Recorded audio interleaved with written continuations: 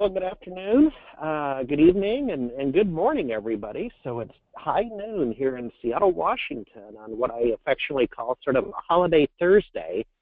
Is in the U.S., we head into the long 4th of July weekend, and we're already seeing it. We're seeing people use a couple of vacation days to leverage up a little bit. So congratulations. More importantly, thank you for taking time out of your busy day or your vacation day to attend our webinar. It's mid-afternoon over in the East Coast, early evening over in Europe, and early morning over in Australia, very early. So once again, thanks for a little bit of housekeeping up front. Be sure to use the questions capability to ask your questions, and Jenny will marshal those as we go. There's going to be a couple polling questions, so keep us on screen one, stay attentive, and next week is essentially a holiday week, but we do have our, continuous schedule of webinars coming up. WPC is coming up in a couple of weeks in Toronto with Microsoft, and then the CompTIA ChannelCon event comes up in early August. We'll be there, so look forward to seeing you. And one final thing is just, boy, stick with us. We are so close to announcing the next 9 cities for the second half of the year, the fall. Jenny is just securing the venues, to be very honest with you. And we got your feedback on the survey for the content. With that said, we have a repeat visitor in Steve from Transvault, and this has proven to be a popular topic. So here we are with an encore edition, talking about the all-important migration conversation with respect to email and so on. So Steve, I've once again done all the talking. Sir, where are you located? What's going on? What time is it? And let's get going. I'm over in the UK. It's just gone 8 o'clock in the evening. There you go. And it's raining. Can you believe it? It's raining in England. What a surprise. There we go. Well, let's jump into it, sir. Joining me, I've got my colleague Marcella, who's somewhere in sunny Northeast America, I think. Very, very sunny Northeast America on the Jersey Shore, and I'd much rather be on the beach than here. But well, just another hour. Topic. one more hour, and we're the only thing in the way. Yep. So great. I think I'm going to kind of kick off and lay the foundation for this webinar. It is a repeat topic, one that is clearly important, and I think that there was a time where everybody was very grateful for PSTs, and now there's a time where everybody's trying to figure out, how do I find them? What do I do? So with that, hello and welcome, and thank you for attending Shift Those PSTs to the Cloud with Confidence. This is part of our Mastering the Migration series. My name, as Steve said, is Marcella Mazzucca, and I have spent most of my career in messaging. Today I will be charged with ensuring that your questions are in front of our speakers, that you haven't fallen asleep by randomly calling on you. No, we won't be doing that, although we have at times. And I will be on hand to make sure that this is the most interactive experience for you. We want to make sure that we address the questions that you guys want, what's important. For years, IT admins, users, and alike have been plagued by their own version of discovery of PSTs, whether it's finding the one you decided to save to your son's USB, or an IT admin who just got told that Teddy in Finance is on extended leave and we need to find that data, which he decided to masterfully archive his own way. PSTs have plagued you, us, and managers everywhere in some capacity. And you wouldn't have registered for this webinar, which coincides with lunch for most, I think. However, the cloud boom and the very power of Microsoft Office, own bottomless archive, presents a time for us to all deal with PSTs and some of these other transient files. So we want you to try and hit the Transvault Easy button that shifts those PSTs to the cloud with confidence. Sounds like it's too good to be true? Well, not really. We are experts in this. We practically invented this space. And without further ado, I'm going to kick it off and send it to Steve Douglas, who you already heard from a little bit. You may know him as Seriously Douglasley. We're using him for this webinar because he's honest to a fault and really, really does know so much about our products as he guides our strategy. So Steve, you ready? Thanks very much, Chella. Yes, hello and welcome. So as Chella said, my name's Steve, and as you can see from my bio, which I'm not going to bore you with by reading through it all right now. Well, I'm told I'm the proven guy, and I've been entrusted to tell you a bit more about Transvault, some of our cool technologies that we've got that present you with a solution for how you can deal with the PSTs that you have undoubtedly dotted around all over your infrastructure. So before we could begin down the, get into all the techie stuff, I want to tell you a little bit about Transvault, the organization.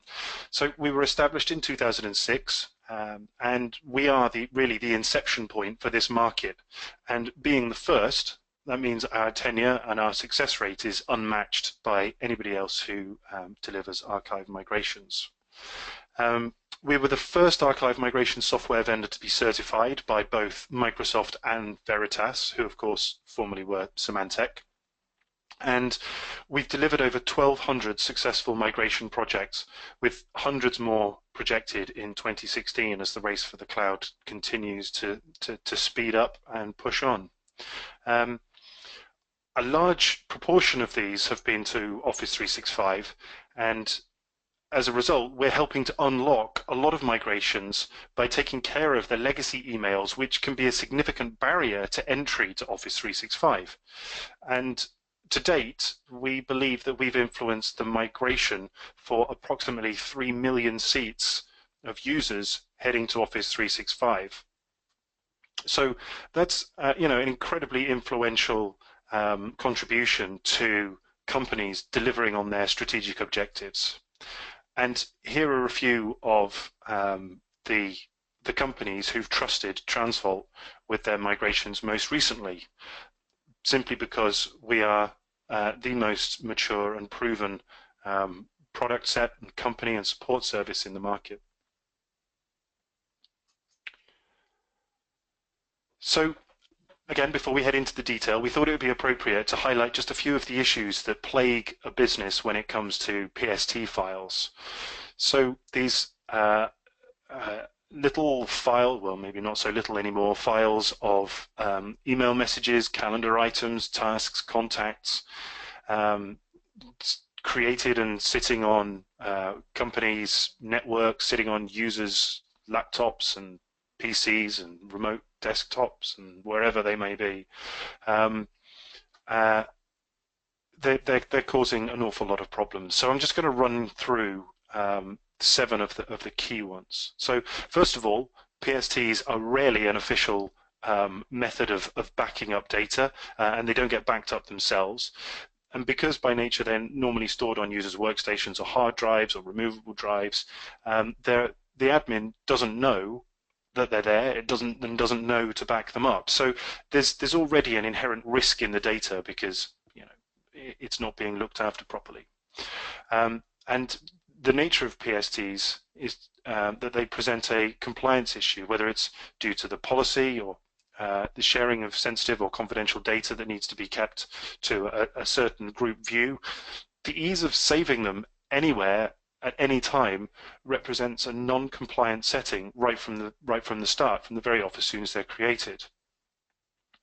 Thirdly, PSTs are readily prone to corruption because the original file format had a 2 gigabyte limit, and going beyond is likely to produce file corruptions, which extends further if users are sharing PST files. And Microsoft never really invented PST files to be a major structural component of message storage integrity.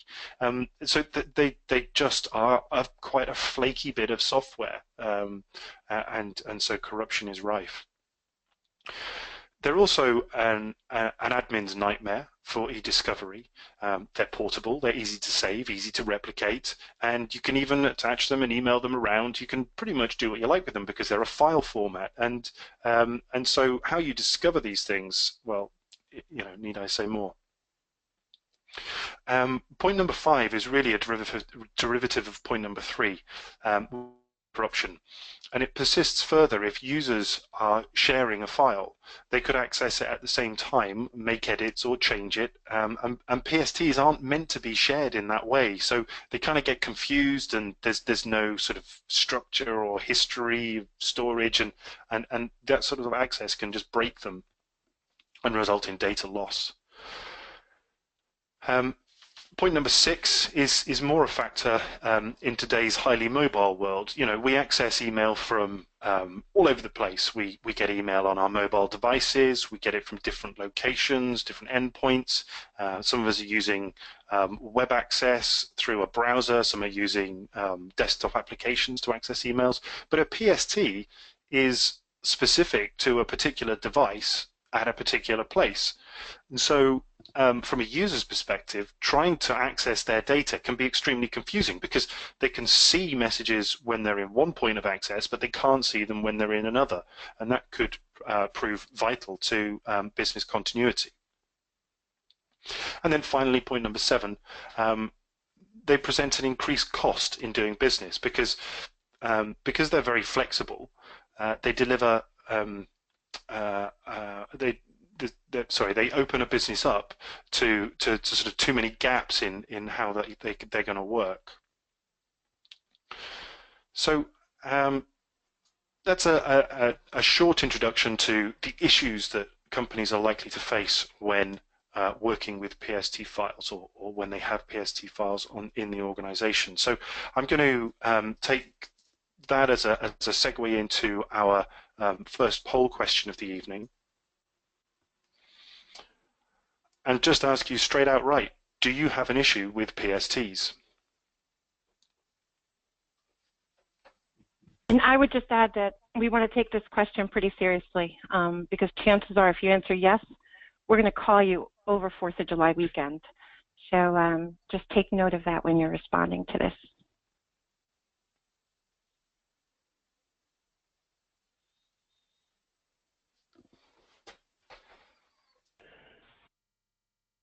Okay, folks, be sure to, Harry here, be sure to cast your vote.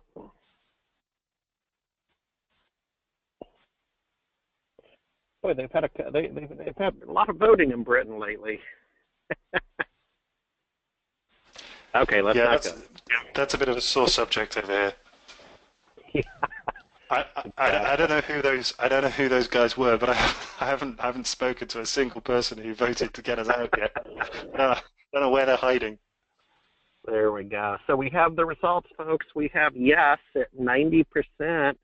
We have not sure at 10%. So of a huge, huge majority, 90% yes. Go ahead, Steve. Wow. Well, I guess now we know why this webinar was so seriously attended and wanted again, right? There you go. There you go. And of course, you know, those of you who are not sure, well, stick around to the end because we're going to make you an offer you can't refuse. So Chella's going to talk to you about that when we get to the end of the deck. So now on to the webinar proper. So how Transvault makes it easy to move your PSTs as our Move My PSTs initiative promises. We do so easily and efficiently via our pioneering technology.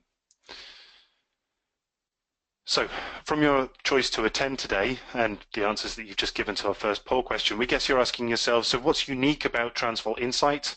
How does it make the shift to the cloud easy, reliable, and fast?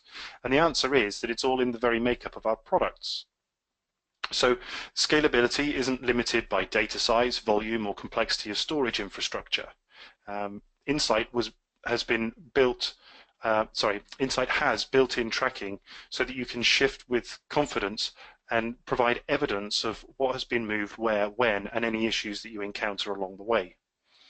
We have content-level, policy-based filtering that enables you to create custom policies and then apply that to your data to decide what you're going to take with you, what you're interested in from your data set, and this gives you control. And I really want to emphasize the point that what our software does is it looks at the contents of a PST file. So if you've got a 30 gigabyte PST file that somebody's been pumping data into for years on end, then we will go in and look individually into that PST file and look at the messages within it, and you can decide what you want to do based on your company policies with those individual messages, based on sender, recipient, subject, the date of the message, and so on. And our results are as seamless as they can possibly be. So the user experience of accessing their messages is massively improved by gaining them from Office 365. So their data is, at the end of the project, is where you said it would be. Steve, this is one that always made sense to me, even in marketing. You know, where traditionally in marketing you're non-techie. You live and breathe by your email, and it's always hard. And you don't want disruptive change. That's like the least likely scenario that you want to kind of contend with, particularly when it comes to email. So when you're trying to get a grips with a change, particularly moving to a cloud platform, having it be as transparent and as seamless as possible is really critical. And that's one of the things that I really, really just appreciate about our product, especially when you get customer feedback, and the fact that, you know, calls to the help desk just completely kind of stopped because they had no idea really that they migrated their data. So, yeah. So I think that that's just a highlight point. And I can vouch for Marcella there when I know she's talking from experience, because she's been struggling with one or two email technology issues, ironically, over the last month or so. So it's a heartfelt plea to make things easier for users. Yeah. So moving on to the technology itself. Our products, all of our products, are underpinned by a technology that we call Transvault Cloud Stream, and it's our unique Office 365 ingestion protocol, and it's simply the fastest on the market. We work directly with the product team at Microsoft Office 365 in order to be able to understand the very best way to ingest data into their system. We have a great relationship with those guys, and it simply means that we optimize the migration throughput rate to mean that you can achieve your company's objectives as fast as is possible. And with over 1,200 migration projects behind us, and sometimes they're very complex and challenging, it's shaped us as a company and made us expertly engineering led. Quite simply, our experience is absolutely unparalleled in the market, and if you are interested in seeking a migration vendor, I would really encourage you to ask them about the true depth of their experience, because every migration project is different. We find issues with legacy data, old data that's been sitting around for a while on all of our projects, and the experience that we gain by being able to resolve those issues with our customers, it just puts us in a great position to help you today. Our migrations are selective by nature, and so are we as an organization. We've entrusted our solutions only to the very best of the best, delivering professional services through a global network of experienced migrations partners. We're always looking to add to this distinguished list of partners. We take on new migrations partners every month, but we put them through their paces, and we rigorously screen them to make sure that you only get the best professional service partners supporting you with your migration. The business of delivering migrations, whether mailbox or legacy, is a very specialized practice, and speciality demands best of breed. So why is the business of migrating, or more importantly for this audience, I guess, the business of migrating PSTs in particular, so specialist? Well, in the next section, we're going to have a look at some of the problems. So we have a character in some of our marketing that we call Captain Transvault, and this is the situation that he's out there to solve. PSTs are running riot around the city. They're all over the place. Nobody knows where they are, what they're doing, or how to sort them out. Our vision of the future is a world in Office 365 with your messages really nicely organized and collated in Office 365 mailboxes exactly where you want them to be and available when you need them from anywhere. On that point, I'm going to take us into our next poll question.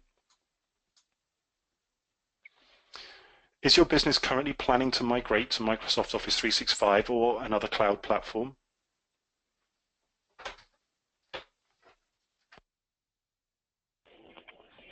Okay, folks, I'm back. This is Harry. Be sure to use the question feature to ask your questions in today's webinar, but more importantly, complete the poll that's in front of you right now. Totally appreciate it. And we'll give it just another several seconds.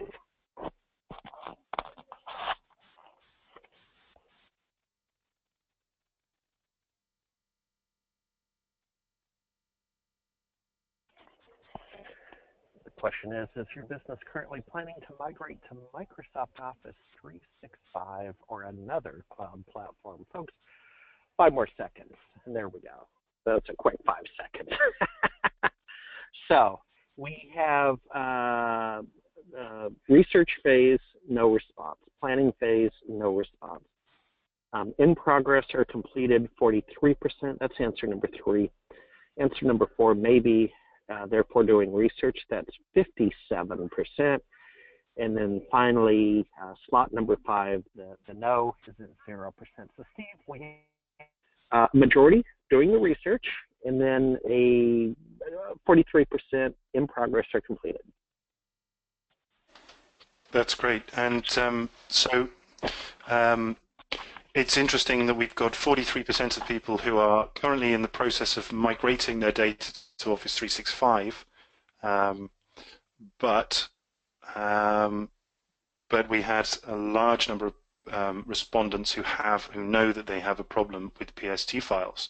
And of course, PST files on individual machines, it can kind of work with Office 365, but it's not the optimal approach. And you could ultimately end up with duplication of messages, particularly if there's a third-party archive in play. We're going to talk about that maybe later on. But for those of you who are doing some research right now, this is the perfect time to be thinking about all of the components that come together to make a successful migration to Office 365. It's not just about what the users can see immediately in their mailbox that's still sitting in Exchange, as is very clear from today's presentation. PSTs can be out there, and I'm going to talk more about that soon.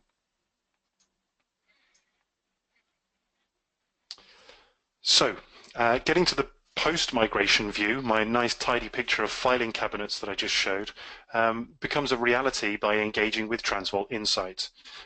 As you saw from my previous slides, your network can be a mess with PSTs just kind of roaming around all over the place and causing you bother. And I don't know if, again, it's the layman's perspective or the fact that I'm a non-techie, or maybe I just watch too much TV, but I always think of PSTs, particularly when we hear about them after the fact, after a migration has started and all of a sudden they have this problem to contend with. I think about them as those, zombies that you see on some of those popular shows where Rick is trying to fight them all in Alexandria and trying to get rid of the zombies. And in our case, it's these PST zombies that we're trying to contend with. Yeah, that's an interesting perspective, Chella, and it's kind of like that, I guess, but except maybe without the blood and the gore, just an ability to maximize on your cloud investment by taking them to Microsoft Office 365 in a nice, tidy way. PSTs can be like Russian dolls. You get backups of backups, you get them being moved, you get people backing up into the same PST file or backing up a single PST file. They could be moved from a PC to a file share without really knowing too much about what their users are doing or why. And from my own personal reflections, this is what I used to do before I started working for Transvault, and I learned what PSTs actually are. When I started working for Transvault way back when, I'd come into it from working in educational software, and so I didn't even know what a PST was. And then I realized that that what I was doing way back when my mailbox was small and I'd arrive at work in the morning and see a warning message that said I'd exceeded my mailbox quota, I was given this prompt to say, do you want to archive some of the content and get your mailbox down within its limits? So I just click through the little wizard, not really knowing what I was doing, just kind of click through the form and say, yes, yes, yes, I want to do this, and copy my data, sometimes to my C drive, sometimes to my home drive on the network, creating problems on top of problems. And I clearly remember sometimes thinking, why can't I access my messages? Why can I? I used to work from home quite a bit, and I guess maybe I didn't have the network connection that I wanted because I used to RDP into another remote server or something, and it was just a complete nightmare for me. And so what Insight lets you do is to find the PSTs, understand who they belong to, deduplicate copies of the same message, and then move them to where they belong in users' mailbox in Office 365. And I'm just going to linger on that point about deduplication a second, because there are products out there, a lot of free tools that will just simply take your PST file and shove it up into Office 365 for you. But if you've got users who have a similar experience to mine, and I'm betting that is the majority case because these are not technical people, there's no reason for them to understand what PSTs are and how they work, then they're going to end up with multiple instances of the same message all over the place, and that kind of an experience is going to be very, very confusing. So Insight you to go and identify who each PST belongs to, therefore who the messages inside belong to, and then only take with you a single message for each variant that you've got backed up and copied all over the place. So actually, ultimately, that's going to reduce the duration of the migration project, because you don't have to migrate everything that you've got. You can understand it intelligently and only take the things that you need. And so by doing this discovery and tidy up, you can further refine what you want to take or leave behind using our policy analysis at the message level again. We have supporting tools that come as part of the download kit for Insight, which make your project management really simple. And everybody is kept fully up to speed, understanding everything about the project with audit reports, chain of custody, error handling, that sort of thing. I mean, PST migration projects, they're not simple, and I think it's important to get that message across right from the off.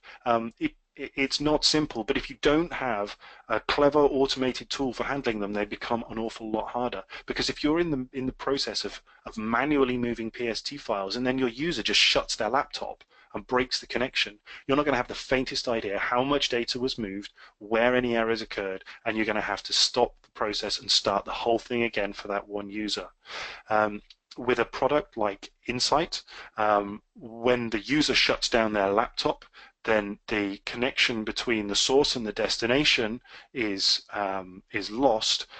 Insight will intelligently understand where it's got to, record every message that's made the transit into its database, and then when you pick up the task again the next time the user's online, it will just intelligently continue from where it left off, and you'll be able to see in the reports exactly what's happened. So everybody understands the process. And not having that kind of capability is going to cause hours and hours and hours of delays, confusion, and frustration. So now that you know a bit about Transvault Insight's features and benefits, if you had to build a case for yourself or your leadership, or include it in into your service arsenal as an organization, how are you going to describe the problem that Transvault Insight solves? Insight gives you the power to permanently and massively reduce costs. So the lower your hardware, it will lower your hardware and software footprint via the removal of expensive infrastructure and maintenance. It gives you a legal footing by removing the cost risk associated with regulatory compliance failure. And that's something that no organization wants to fall foul of, because the penalties are so great. The migration cost itself, I've just touched on this. So you need to be able to understand the cost of the migration. Manual projects are hard and unpredictable. There's no kind of progress tracking. There's lack of fail-safes for loss of connections, etc. Having an automated tool using Insight to do your project removes that complexity and it reduces the project costs. But you can also estimate the full duration of a migration project by building on a proof of concept, gradually scaling up your project and extrapolating out how long that project is going to take so that your budget sponsors are able to sign off on a project knowing what they're getting themselves in for and how that aligns with the return on investment of the cloud. And of course, that's my next point. Having made the investment in the cloud, you want to maximize that return on investment so that you can fully exploit the storage offering and availability of data that you get with Office 365, particularly the in-place archive, which can have unlimited storage capacity to put all of your data into. And also, Insight will remove the risk of data loss because PSTs are so fragile and prone to corruption. But you put your data into Office 365 and it's carefully looked after by Microsoft. They'll take ownership of it. They will mirror the data for you so it's constantly accessible around the clock. Insight also adds visibility, so it allows you to understand what you've got, what state it's in, what it's going to take to get it migrated and how the project is progressing. But most importantly of all, an automated approach like this puts you in control of your data and your projects.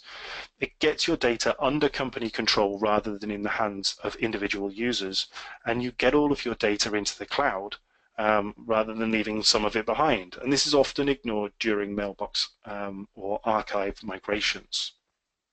So simply stated, Transvault Insight makes you the data enforcer, or in Cella's terminology, you can get rid of those walkers, those zombies, once and for all, and take control of everything that's happening with your data. So from there, I'm going to jump us into our third poll question of the evening, and I touched upon this earlier. So, are you currently archiving your email data? We ask this because we get a surprising number of organizations that have an in-place archiving system, like an enterprise vault or EAS or one of the HP products like RIS or email extender,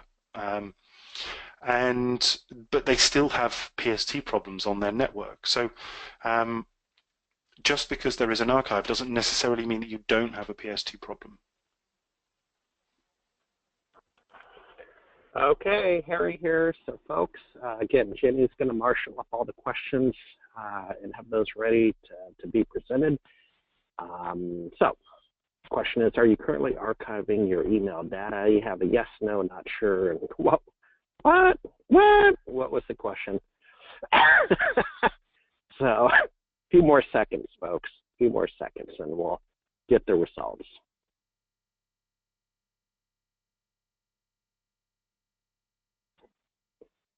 All right, and there we go.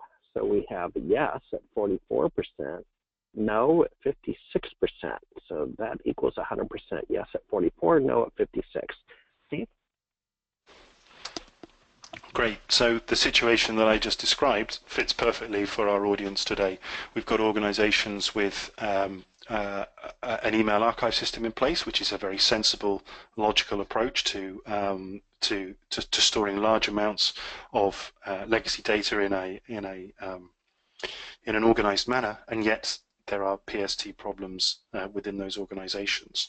The great news is that Transvault can help you with both, and if you're considering a move to Office 365 and you're taking your mailboxes, then there's probably a desire to take that legacy archive with you, because if the archive is doing things like leaving shortcuts in users' mailboxes, then the relationship between those shortcuts and the messages that are in the archive on premises is not going to work quite so well. And this is one of the real expertise areas for Transvault is being able to manage the user's shortcuts and give them a seamless move into Office 365 for the legacy archive data and the PST data, and tie all of that in with your mailbox move.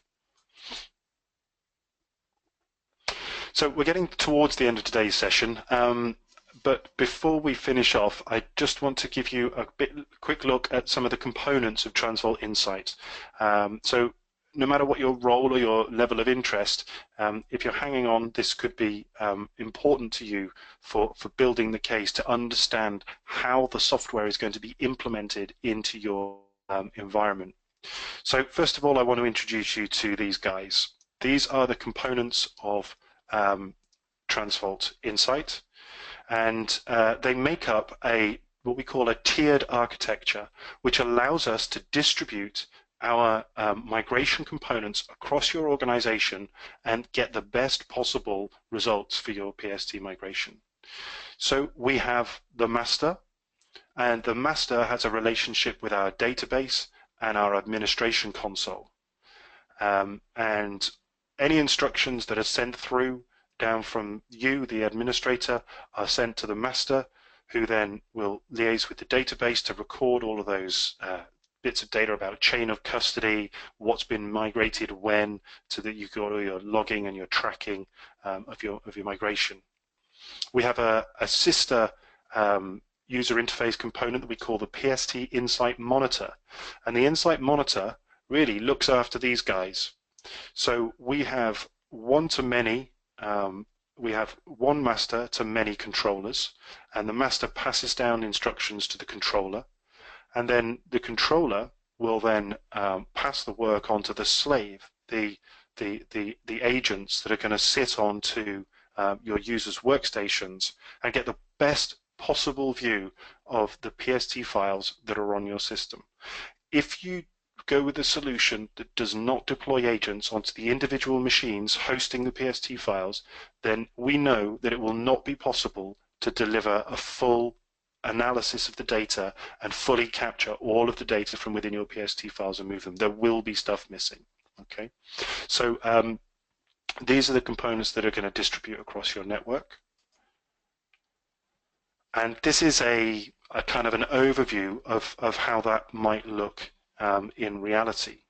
So we've got our SQL database sitting on a server, the master sitting on a server, the agent and the controller sitting on a server connecting to a PST file, and then migrating the data up to Office 365.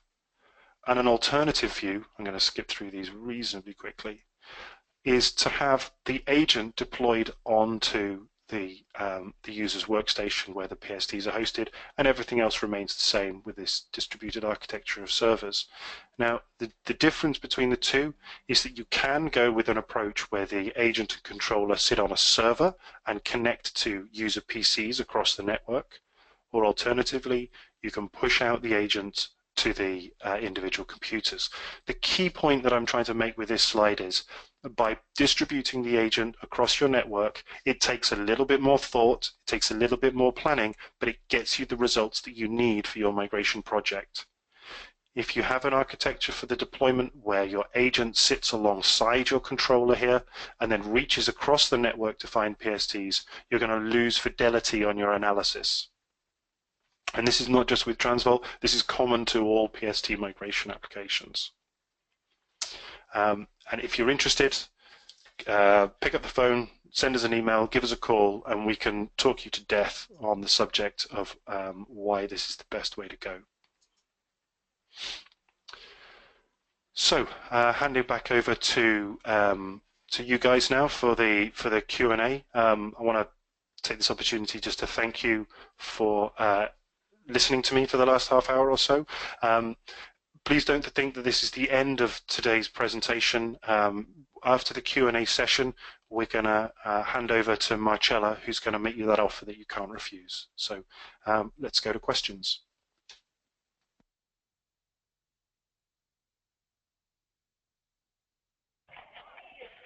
Marcella, did you want to read the questions today?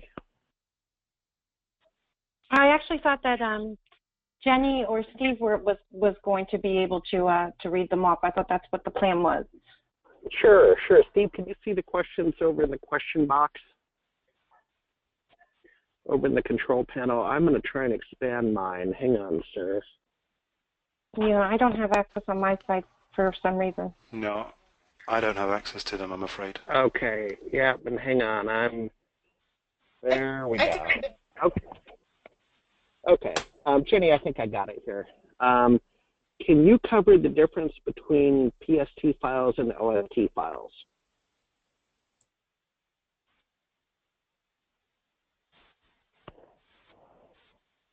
Sorry, I was on mute. So a PST file is the is a Microsoft proprietary format that creates I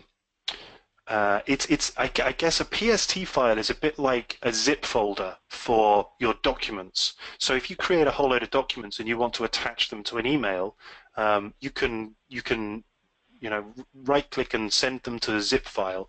And what it does, it will take all those individual files and package them up into another file, a sort of like an encasing file. It's like putting a bubble around them all. So a PST file provides that kind of file format for individual email messages. So within a PST file, you're going to have a number of individual email messages, but a PST file is able to retain the folder structure when you put the PST files into them. Be read by another application like Outlook as if it's a kind of like a storage system. And PST stands for Personal Storage Table. So it's a personal storage table of messages. The OST file is a record of synchronization between Outlook and the Exchange sitting on premises. Okay, so the OST file is about how you function between Outlook and Exchange, the Exchange system that's managing your email system at your organization.